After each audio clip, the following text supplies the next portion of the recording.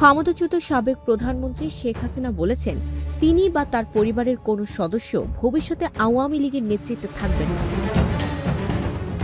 আন্তর্জাতিক সংবাদ মাধ্যম রয়টার্সকে দেওয়া এক সাক্ষাৎকারে তিনি এ মন্তব্য করেন।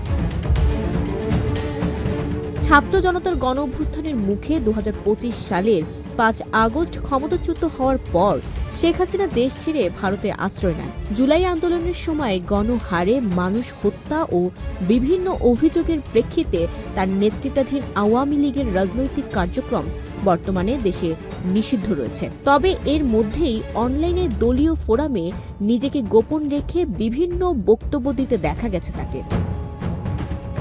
সাক্ষাৎকারে শেখ হাসিনা বলেন, রাজনীতিতে তার বা তার পরিবারের ফিরে আসা কোনো ব্যক্তিগত বিষয় নয়। তিনি বলেন, এটা আমার বা আমার পরিবারের ব্যাপার নয়। বাংলাদেশের মানুষ যে ভবিষ্যৎ চায় তা অর্জন করতে হলে সাংবিধানিক শাসন ও রাজনৈতিক স্থিতিশীলতা ফিরিয়ে আনতে হবে। কোনো একক ব্যক্তি বা পরিবার দেশের ভবিষ্যৎ নির্ধারণ করতে পারে না। দেশে ফেরার আগ্রহের কথাও উল্লেখ করেন শেখ হাসিনা।